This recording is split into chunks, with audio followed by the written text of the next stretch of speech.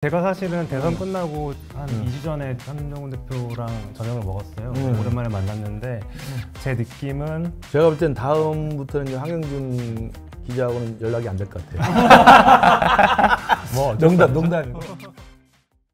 근데 그 지난번에 방송 때 얘기했는데 국민의힘에서는 지금 돌돌이와 턱걸이 말고 턱걸이 대결이다 이 얘기 있었잖아요. 최근 사이에 또 이제 뭐 김재섭, 뭐 김용태 이런 젊은 분들이 또 나올까 말까 움직임들이 좀 있는 것 같은데 그 가능성이 있다고 저는 보나요? 두 분이 나올 생각을 하고 저는 나오면 좋겠다고 생각해요. 새신파 후보들이 좋은 사람이 많이 나오면 좋죠. 제가 그래서 개인적으로 저도 한번 연락해서 한번 만나볼까 생각을 하고 있어요. 왜냐하면 교통정리를 해야 될 거 아니에요. 응? 두 분이 또 수도권이고 그다음에 젊은 피고 그다음에 개혁적인 마인드를 갖고 있기 때문에 김용태 의원이든 저는 여기 김재섭 의원이든 나오겠다는 의지만 있으면 저는 쌍수를 두고 환영한다. 한동훈 전 대표는 마음이 좀 정해졌어요? 원래 어쨌든 교수님은 계속 저는 나가라 출마를 하는 게 맞다고 보는데 아직 시간이 남아 있고 지금 이야기 나온 것처럼 당이 전당대회를 할지 안 할지도 모르는 상황인데다가 이제 6월 30일이면 김용태 비대위원장 임기가 끝나잖아요. 그러니까 저절로 나가게 돼 있단 말이에요. 그럼 그 다음에 송원석 원내대표가 또 비대위를 꾸릴 가능성이 큰데 이 비대위가 어떻게 꾸려지고 비대위 성격이 어떻고 비대위가 전당대회를 어떻게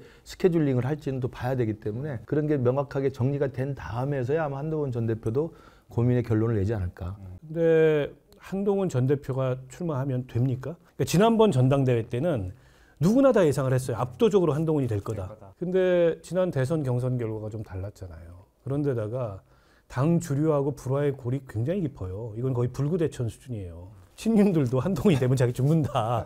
이 생각이 너무 명확해서 아마 사력을 다해서 막으려고 할 거예요. 지난 전당대회처럼 출마가 곧 당선이 아니에요, 지금 상황이. 이런 상황에서 리스크를 감수할 거냐. 지금 만약에 전당대회 나왔다 떨어지면 한동안 상당히 재기하기가 어려운 그런 상황이 될 수도 있잖아요. 근데 그에 비해서 리스크를 감수하고 승부를 걸어보기에는 먹을 게 별로 없다. 내년에 또 지방선거에 잘못되면 또 흔들어가고 또 낙마하고 또 친윤들이 말도 안 들을 텐데 출마 안 할 가능성이 조금 더 높아 보여요, 현재로서. 저는 이제 좀 다른 생각인데 여기는 지금 한동훈 출마해야 돼. 자기랑 러닝메이트 돼가지고.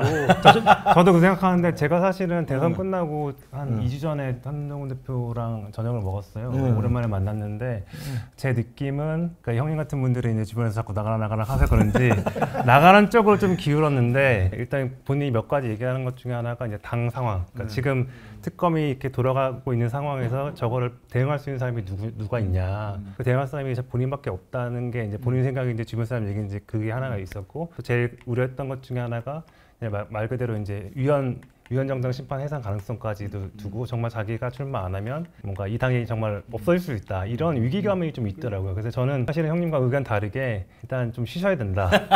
제가 기억나는 게 그때 한 2023년도에 뵀을 때 자기 검사 이제 끝나면 제주도 같은 데 가서 이제 로스쿨 교수 같은 거 하고 싶다 그래서 일단 제주도를 갔다 오셔라. 해외를 나가라 그랬더니 해외는 못 가겠다. 그럼 제주도를 가라 그랬더니 너무 좋은 생각이다 라고 하면서 했는데 아직 안 가고 계십니다. 제가 볼 땐 다음부터는 이제 황영준 기자하고는 연락이 안 될 것 같아요.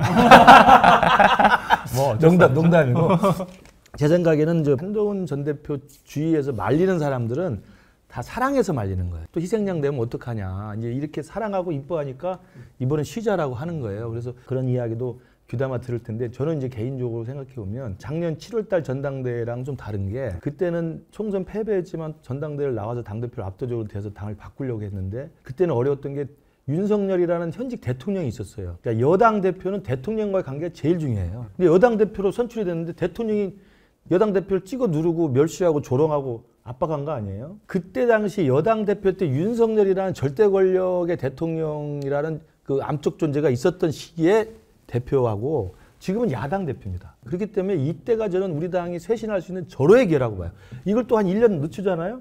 그러면 스물스물 아메바처럼 태어나가지고 뭉쳐가지고 또 자기들 이권 모아가지고 내년 지방선거 하면서 개판 치고 또 나몰라라 하는 거거든요. 그러니까 그래서 저는 나가야 된다고 생각하는 거예요. 아니, 저 말씀도 일리가 있어요. 이게 정치라는 게 어떤 타이밍, 시점 이런 것도 중요하지만 그게 계산하고 고른다고 그럼요. 계산대로 되는 게 아니거든요. 때로는 상황이 어려워도 돌파해야 될 때가 있고 결단해야 될 때가 있어요. 어쩌면 지금 국민의힘이나 보수 진영 상황으로 봤을 때 한동훈 전 대표한테 그런 타이밍일 수도 있어요. 근데 이제 문제는 본인이 나갔을 때 무슨 말을 할 거냐. 그러니까 달라진 말이 있느냐. 지금까지 이 보수 정당 쪽의 정치 언어라는 게 사실은 들을 얘기가 없습니다. 근데 이제 한동훈은 조금 그거와 다른 언어가 있었던 것으로 이렇게 기대를 했는데 그건 이제 여당 시절에 법무부 장관으로 절대 다수의 야당 의원들한테 둘러싸여서 받아치면서 주는 카타르시스였어요. 그거 말고 지금 이제 상황이 완전히 달라졌습니다. 근데 예전처럼 무슨 반명, 뭐 사법 리스크, 586들의 위선, 후한무치 이런 걸로 야당 못해요. 그걸 넘어서서 정권을 견제하면서 더 나은 비전을 제시할 수 있는